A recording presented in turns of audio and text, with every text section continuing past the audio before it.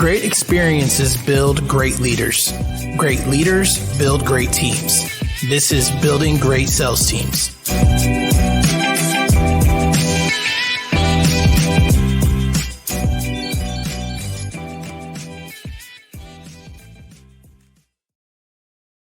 All right, guys, welcome back to Building Great Sales Teams. It's been a long time coming. I'm very excited about this one. I've got with me in the studio Joe Jordan.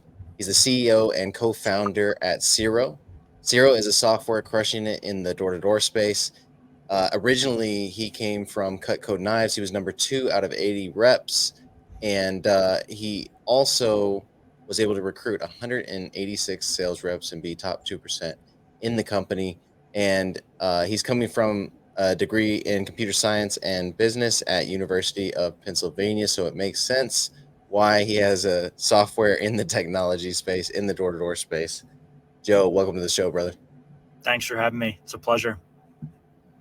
Man, I have a client personally using Siro, so this is really cool for me to get into all the beautiful things that this software can do. But I got to ask, let's go back to the Cutco time period. When you recruited top performers, was it about training them to be top performers, or were they already top performers coming into the company? Yeah, great question. So as a manager at Cutco, one of the things that surprised me the most was how often people surprised me. Like a lot of people that I thought were going to be really good didn't do very well. And a lot of people, in particular, the person who sold the most in their first 10 days when I was a manager, I almost actually kicked out of training because I thought there was no chance he was going to succeed. So for better or for worse at Cutco, we sort of had a spray and pray approach where we knew it was going to be kind of a grim numbers game. A third of people were going to sell nothing. Most people would be gone before their first month was over, and only a handful would come back. And the way to win was just to recruit so many that a couple ended up sticking and doing well. And so I recruited 186 sales reps that summer. At the time, Cutco was recruiting as a whole across 500 to 600 offices, about 50,000 sales reps every year, mostly college kids, mostly during the summer.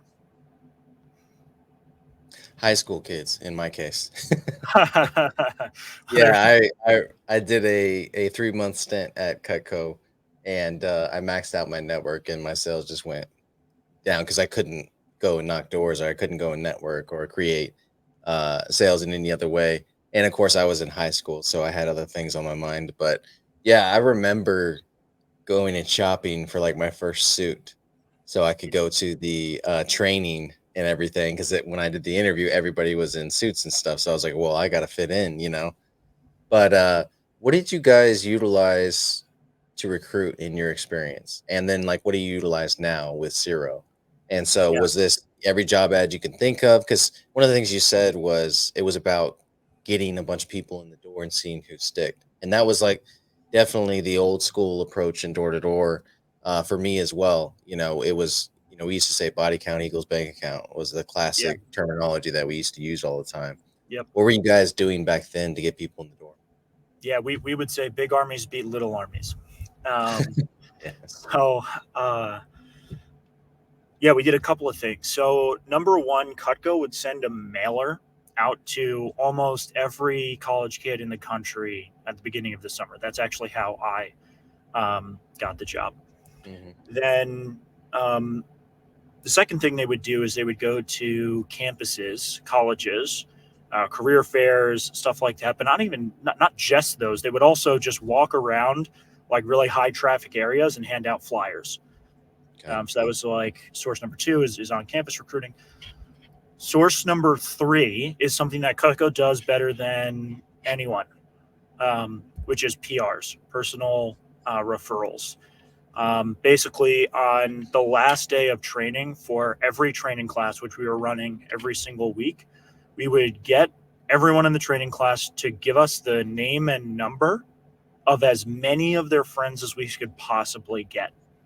And then we would hold back a handful for each person, kind of their top people. We would call them personally, and we would send everyone else through an automated text system, an ATS, to try and get them scheduled for interviews. And it was called the PR talk. It was one of the most important talks in training. And we would talk about kind of the vision for the team, do goal sharing, talk about working with your friends, pop fear bubbles about recommending their friends. Like, is this weird? Are they going to text me? So on and so forth. We had lines like, no one's ever going to get mad at you for recommending them for a job, stuff like that. And on average, I was able to generate between 100 and 200 names for every person in our training class. And then the last thing we did, which was something that was new, was start messaging people on Facebook and Instagram. Oh yeah. So we would have people create so the program of messaging people had been proven out the summer before I was a manager. What I founded that summer was a new program of hiring people just to message people on Facebook and Instagram all day. We gave them territories. I actually coded a tracker for everything that ended up being the first software I ever sold. I ended up selling that to the company for like $2,000 and a set of steak knives. That was before I knew what software really worked. And really that was what allowed us to recruit one of the biggest teams in the company that summer, was scaling that program of having social media assistants, literally spending all day messaging people in the territory. If there was a really important person that we wanted to get, like class president or captain of the football team, we would have them friend all of their friends and like their posts and start interacting first before you go and friend and message that captain or that student body president, so that you have the mutual friends, you have the activity before you go out and make a ask. Man, that's massive. And to approach it that way, where did that idea come from? Because that's a very no like and trust factor that you deployed there. And so, were you reading books at the time? Did you win How to Win Friends and Influence People, or was that just like y'all did it this way in the PR campaign or in the flyer campaign? So you did it the same way on Facebook. Yeah, I can't take credit for that. There were several managers who piloted this program the summer before that figured that tactic out, and it was all written out really nicely. If there's one thing Cutco does really well, it's create systems that are repeatable, that you can copy and paste. So that was a system that we got. I'm not sure exactly how they came up with it. But all we did was we took that and we decided to scale it. We modeled out, our goal was to sell $1 million that summer, which for a Cutco office that would have set the record for most sales ever in the territory. And we had one of the best territories in the country. And we modeled it out, and we just needed way more salespeople than we were currently on plan, on target to hire. So we said, we have to do something different. Let's just hire a bunch of people to execute this program. And see if we can scale it. It's not really crazy. It's telling that history repeats itself, right? Because this was happening how long ago for you? My sales summer was 2017. My manager summer was 2018. So okay, so and you go through the similar cycles, and when you look at the strategies, they often align with strategies with just older technology, and so at first we were very heavy, when I had a door-to-door sales company for 13 years, and the first year was 2011, and we were heavy like Craigslist and hiring sites and everything, and then Indeed came on the scene maybe 2012, 2013, so we're heavy on Indeed. But one of the things we realized when we started reverse engineering the data was in which I would imagine Cutco realized a lot earlier than that, was that the return on investment from a personal recruit to recruit from ads was 5x, and so we went heavy personal recruits, incentivizing our guys to bring in personal recruits, training them to bring in personal recruits, and our business went from, I think at the time we had like 30 reps to 110 inside of like 18 months. Yep. Yeah, so it got big quick. And so but also some of the other things you said about the messaging, I feel like, back then it was through Facebook, and now there's softwares out there like ManyChat that we're utilizing with some of my clients right now, that we're, basically creating these viral TikToks. And then in the post, it's like, hey, message me on Instagram, the word solar, or whatever the case is. And they do that. And then the mini chat takes over, asks them qualifying questions, and then gets them the application and everything. And so it's kind of crazy how that's evolved, you know what I mean? From Facebook messages to TikTok to Instagram. And it's so cool to see. But the same things are happening, you know, Yep. where it's the same approach just through a different software. Yep. So Yeah. yeah, I one was of the just gonna, things that, go go ahead. ahead. I was One just of going the to say, things, and the 110, like scaling that quickly is a Mhm. mix too of not just like, hey, PRs are a great way to get more bodies in the room, but it's Right. also that they end up staying more. So you have less Yeah. churn, and you're actually able to build as opposed to Mhm. having a leaky bucket. Yeah, that was the other thing we realized. Like, if they made $1,000 in their first week, they stayed on average like 58 days or something like that. Versus if they made 500 in their first week, they stayed on average like 24 days. You know, like Yep. half the time. And so when you look at those kind of numbers and you look at your churn and turnover, which was very much throw it against the wall and see what sticks back then, which is going to be different now, and I would love to get into and around Zero, but you would realize, oh, I can add an extra 20 grand to gross revenue if I get these guys making 1,000 in the first week. Even if I know they're going to quit on day 58, I'm still going to get those sales all the way up until then. And on average, I get this many sales.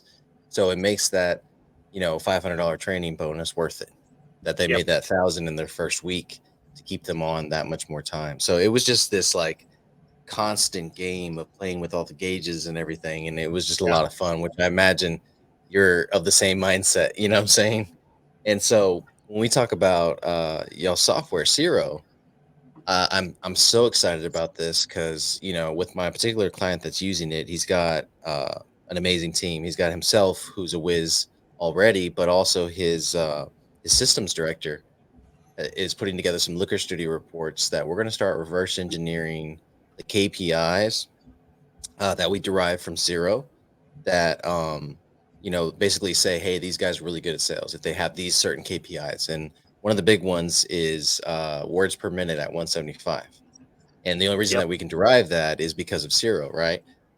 And so now that we have these KPIs, we can take them back to our recruiting and basically analyze the opportunity meetings, which are one-on-one, where we're doing a presentation for the candidate coming on, and analyze that opportunity meeting and use tools like predictive index, as well as, from what I understand, I hope in the future we can use Zero and Zoom, and we can start not just qualifying off of personality, but qualifying off of things like words per minute in order to prioritize the guys with a 175 words per minute into our recruiting funnel.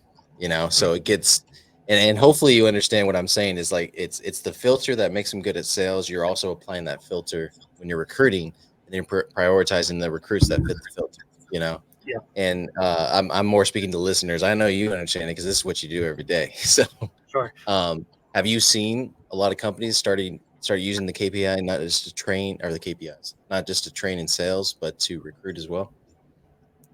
Yeah, it's a great question. Um, it's not something that we've actually seen a ton be used that early in the recruiting process. Um, Mhm. and it's an interesting, it's a really cool idea, right? Because um, one of the things you find in like when you're trying to create a great culture is that if you have some people that aren't a great fit, they actually like can ruin the culture for everyone. And so it Mhm. actually really helps to apply that filter earlier in the process. We definitely have people using Zero to record recruiting, record interviews. We actually just launched our Zoom Meets and Teams integration. So you can Beautiful. actually now go in and have a Zero bot join all those video meetings. And that happens especially on the recruiting side. But as far as using the KPIs, I'm actually really excited to hear like how that ends up turning out. One thing I will say is once you do zero in on a KPI that looks wrong, whether it's words per minute, number of questions asked, speaker share, typically, if you can just point that out to the rep, give them an example of talking at the right speed, juxtaposed put up next to an example of them talking too fast. It's rare that the mistake is talking too slow. They can pretty quickly actually make the adjustment. One of the things we found with one of the solar companies we work with, Royalty Renewables, they had an example of someone who had bageled 2 days in a row, and he was talking too fast. They found their reps are around 160 words per minute. It's a little bit different depending on the company, right? And this person was like 190 or 200, and they just told him slow down. And sure enough, he got his words per minute down to like 165 over the next 2 days, and ended up closing 7 sales versus 0 in the 2 previous days. So what we found be the difference in those scenarios to drive that behavior change is the example itself. Like, it's hard for someone to just act on, you're at 200, you need to be at 160. Like, how do you even know when you're there unless you're watching your words per minute on an app or something like that? Yeah. So what you need is the example. Here's how you're talking right now. We need you to talk like this. And if you do that, you might not even need to share the numbers to get them to the right pacing. No, it really has been. That is my client that's using Siro right now, is Royalty Renewables, and Awesome. Adam Kramer and his team over there. But yeah, it has been a beautiful thing to kind of zero in on that particular KPI, because in the past it's always been conversion rates and stuff like that you can track after the fact. But this is Yep. during the conversation, and so, and what I love about that too is, when you think about, all right, when we're babies and we're born, we're never better at learning than in the first 5 years of our lives. You know what I'm saying? Like, we can learn multiple languages. The human brain just absorbs so much in that first 5 years. And so that's why, like, people, play Mozart for their kids and stuff like that, But it I found it to be the same with somebody that is brand new to door, like completely brand new to door, brand new to sales. And that's mainly what we're recruiting over at Royalty. And so when they come in, they're never going to be more malleable than in that first couple of weeks. And so if you have KPIs that can immediately tell them what they're doing wrong during the sales pitch, and you don't have to be there for it to hear it. And then also, let's be honest, like, 13 years in door to door, I've never paid attention to the words per minute. I've never paid attention to, yes, I've said, hey, slow down, you're speaking way too fast and you're going to overwhelm the customer. But that's a lot different from saying, hey, you're at 190 right now, I need you at 160. And Yep. them being able to pull up examples at 160 and Yep. listen to them, and then accommodate to those examples. I mean, it's just it's massive. So we've already got into kind of some of the utility of Siro.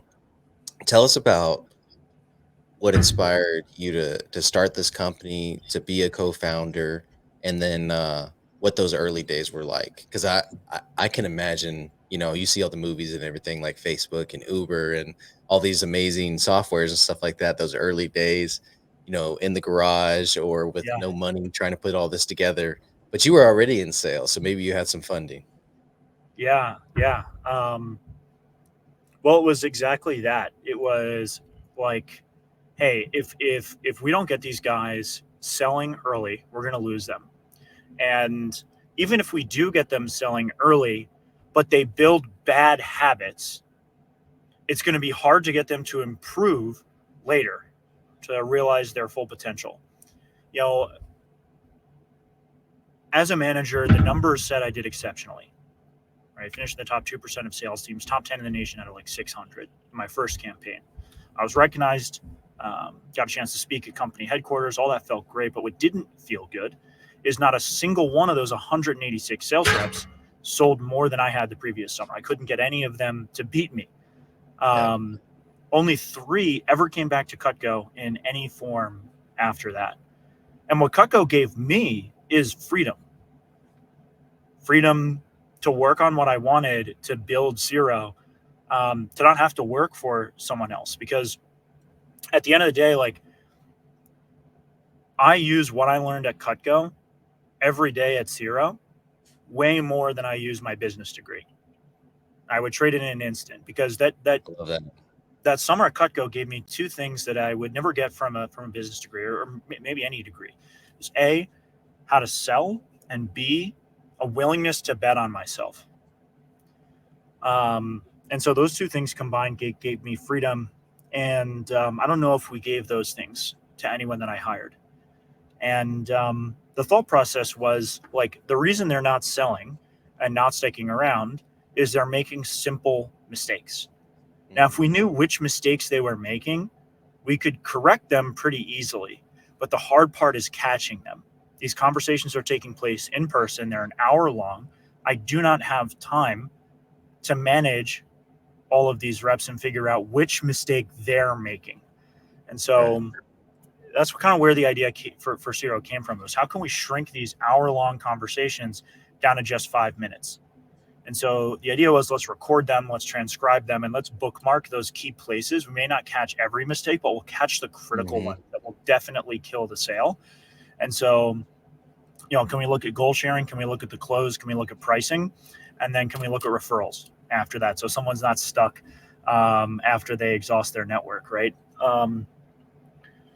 So that's like where the idea came from. I imagined after I launch a new training class, just queuing up a playlist of each rep's goal sharing, pricing, and close, and going through them like music that evening, and dropping voice comments. Hey, this is good. Hey, try it this way, so on and so forth. And getting people between their first appointment and their next appointment, like the feedback that they need in order to start succeeding more quickly. So that was kind of the original idea for Siro. No, that's amazing. And it's I can see how you got there. We have a similar thought process, but yours was with the actual sales training and mine was with recruiting. Yep. And but I also like never developed a software to like recruit. Yeah. And so that's something that we're actually working on right now. Nice. But it's just a go high level build. It's not necessarily its own software. Right. And so no, that's fantastic. And so one of the things that you had said before we hopped on the call is you did the first $1 million in business at Siro. Let's talk about the differences between recruiting sales reps, which is the main sale you made back at Cutco, and then now selling software. What did those conversations look like? How did you source your leads? Kind of walk us through that transition for you. Yeah. So I'm trying to think where to start. One of the most important things that I learned was to sell before you build. One of my favorite things in the world is coding. I still do a little bit of it myself now, just to keep myself sane. And when we had the idea, the first instinct we had was, okay, let's build it, because that's what I did for the previous two softwares that I sold. Right. I knew the problem space so well that I could just build it, and then sell it second.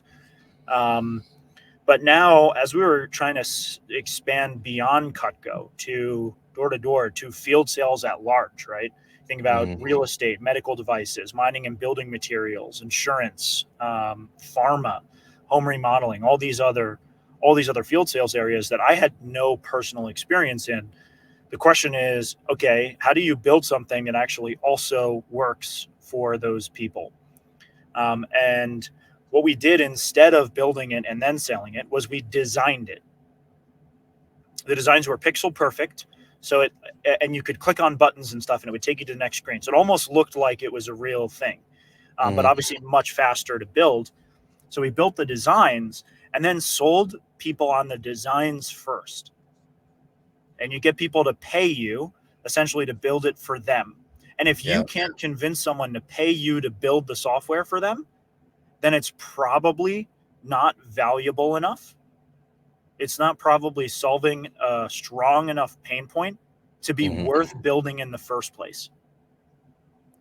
So that was the approach we took. We got someone to pay us to build the Figma designs. Now, granted, it was only $10K, which is definitely way less than it costs to build software, especially something like Siro.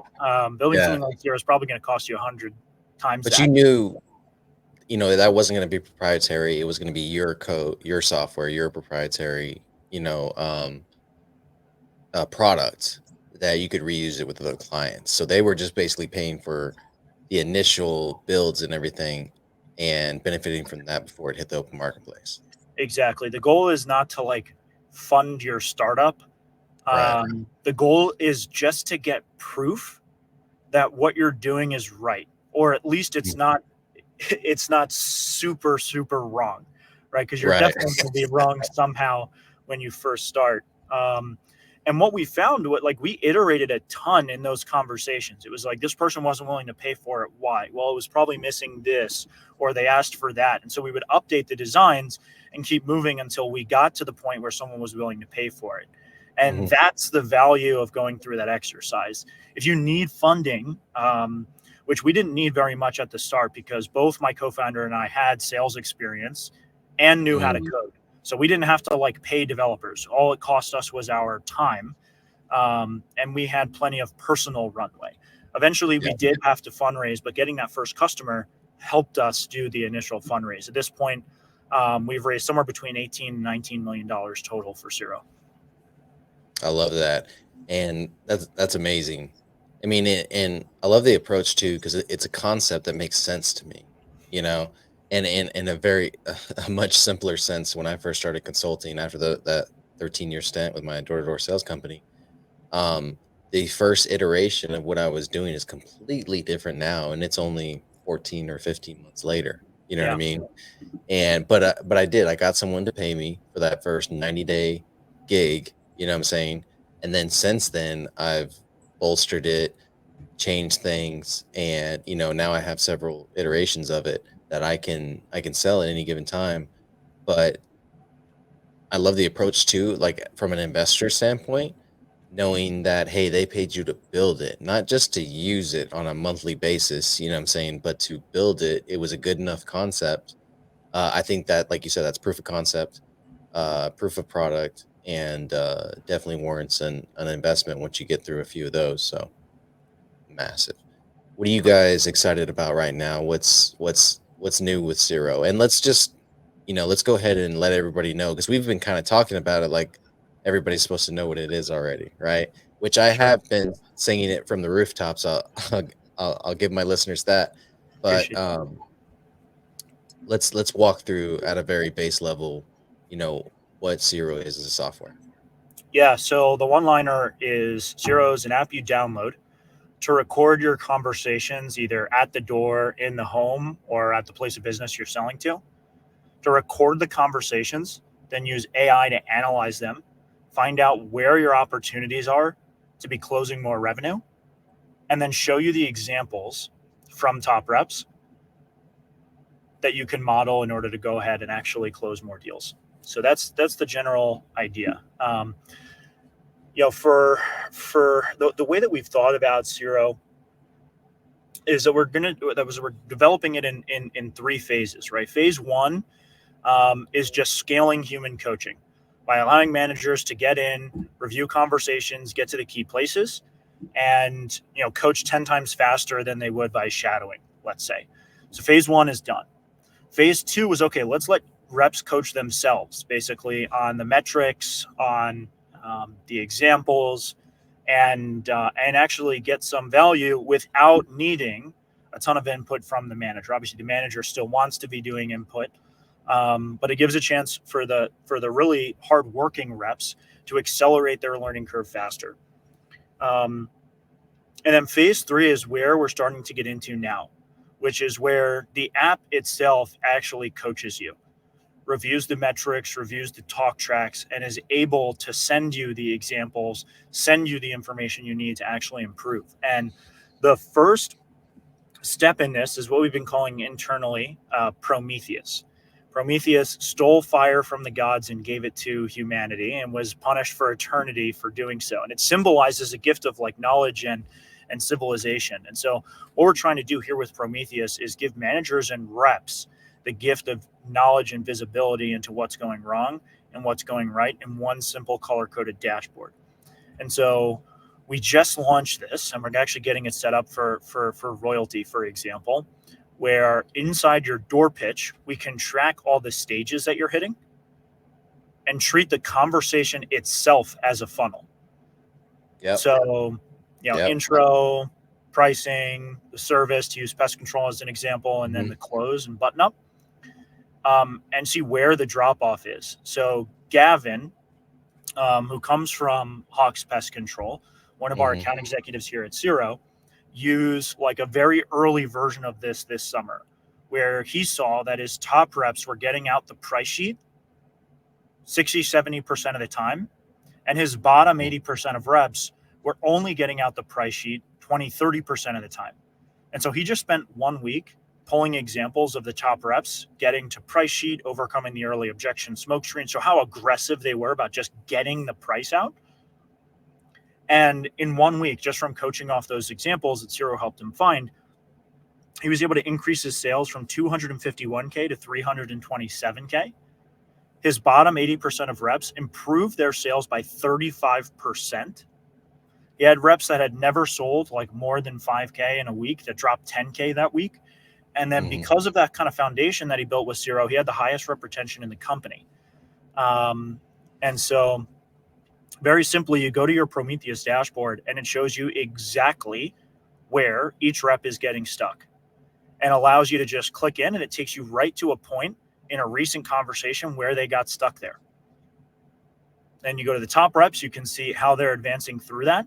And you can, again, provide those two examples to the rep. Hey, here's why you're getting stuck. Here's how a top rep manages to not get stuck at that point. And what we found is this gives managers a tremendous amount of leverage, where in a simple color-coded dashboard, you can see exactly what the biggest opportunity for your team to improve on is, and then gives you the examples to share in order to actually execute against that opportunity. It's amazing. I love the name too, Prometheus. I actually, you're probably too young, but that was a movie that came out like 15 years ago, or maybe even 20 years ago. It's Yeah. called Prometheus. There's a movie out. You got to watch it. And it immediately, I got that visual of that digital cloud, basically, and then the face coming out of the cloud. You know what I'm saying? Which I think would be some cool marketing.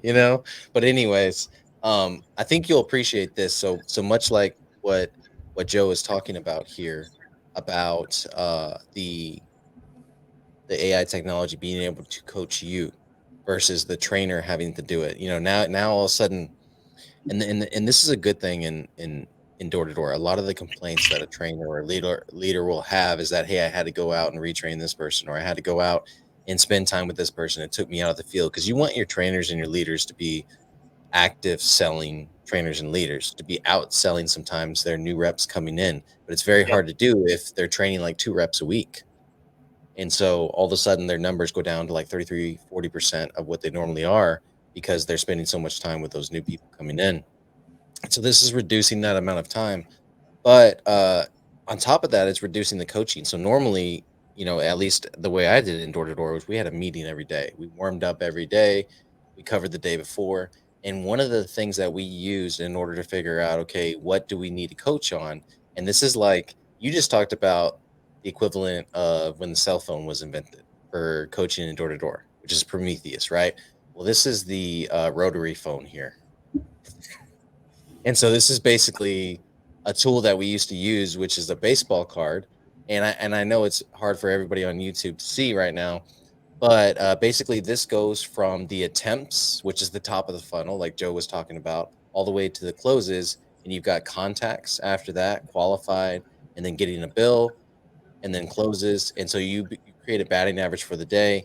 And so basically at the end of the week, they would have a certain batting average. And it basically was, how many people did they close against how many bills they got? If they got the bill, that was a qualified customer that they could close.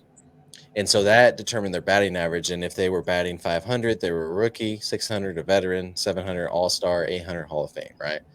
And this is for a shared solar product that one of my other clients does.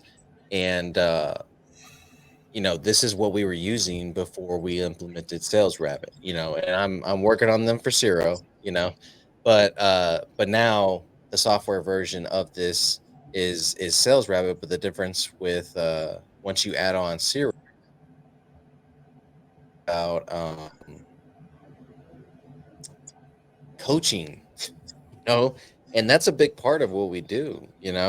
And so if you can leverage AI technology to do that coaching for you on a daily basis, and then strike when the iron's hot too.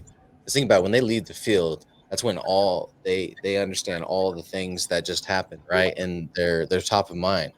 So if Prometheus is able to take them through maybe a 5-minute coaching session about their day before, and like, hey, we need to slow down the words per minute. We need to ask more questions in the intro, and basically pinpoint the points in the funnel in which they can increase their conversion rate overall. I mean, it's a thing of beauty. I'm incredibly excited about it. Yeah, Incredibly excited about it. we'll get it set up for you and royalty this week. Oh yeah. Yeah, I'm telling Adam, like, make sure you communicate. So my whole thing with a software company that has a lot of potential like you guys do is constant communication and feedback. You guys Oh need it, yeah. you know what I'm saying? And Oh yeah. basically I told Adam, just think of the perfect scenario you could ever imagine and ask them for it. They're either going to be able to do it or they can't, you know what I mean? Or it's going to take some time to do it. But when you can influence a software company at the ground level, you know what I'm saying, which I'm sure a lot of your other clients are doing as well, and that's only going to make them better as well as make the product that you're using better and benefit you in the long run. So Adam's definitely taking advantage of that, which is great. So That's what else are you guys excited about right now? I know you guys are all over the place.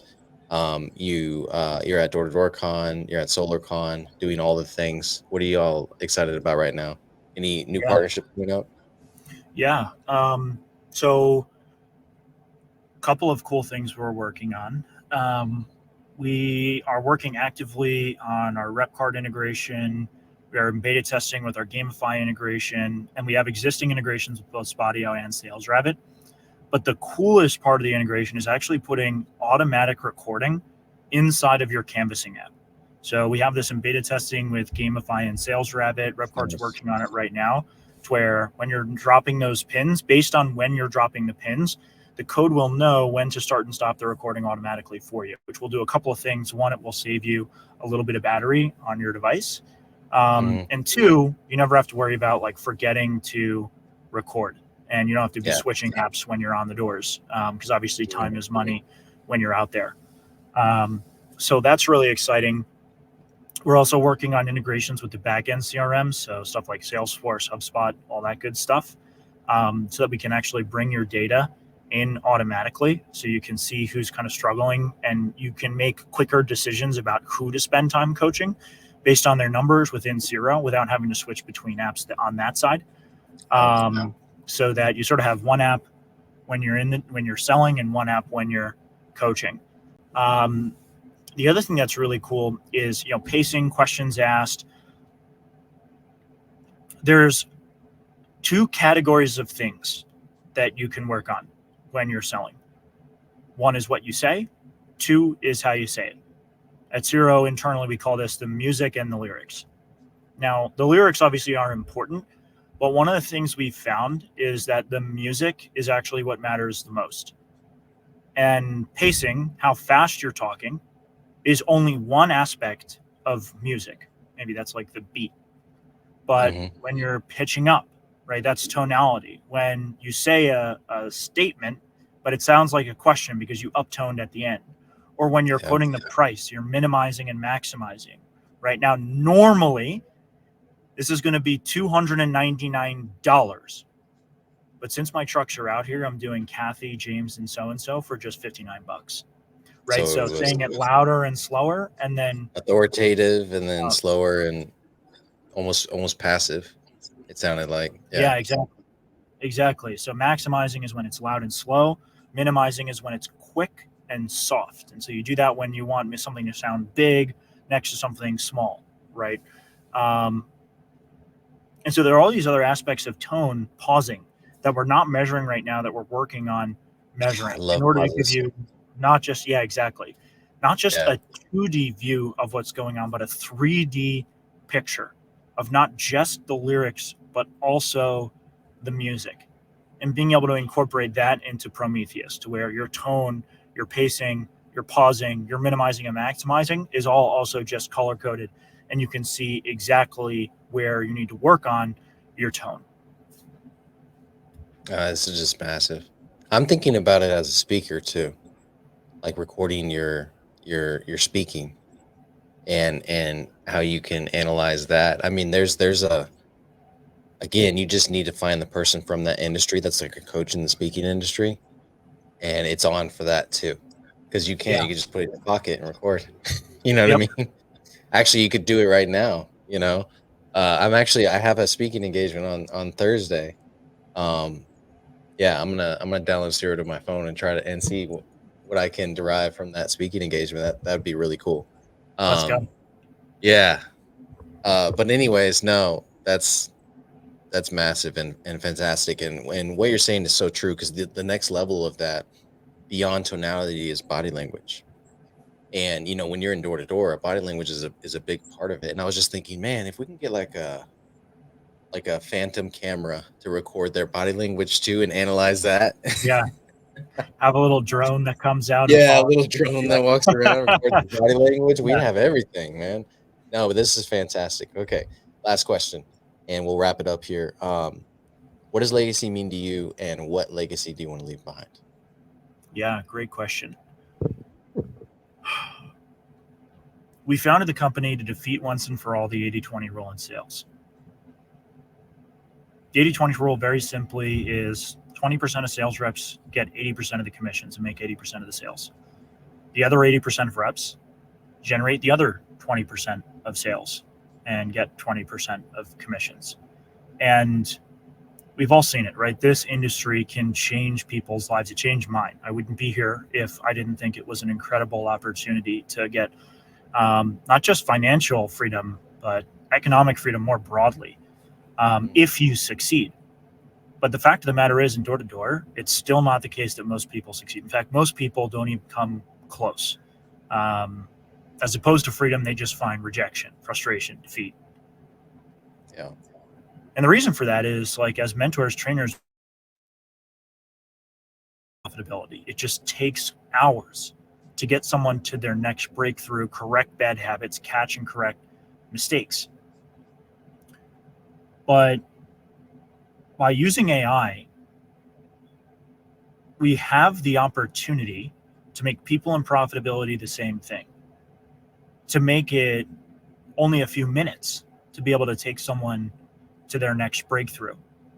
And why is this important?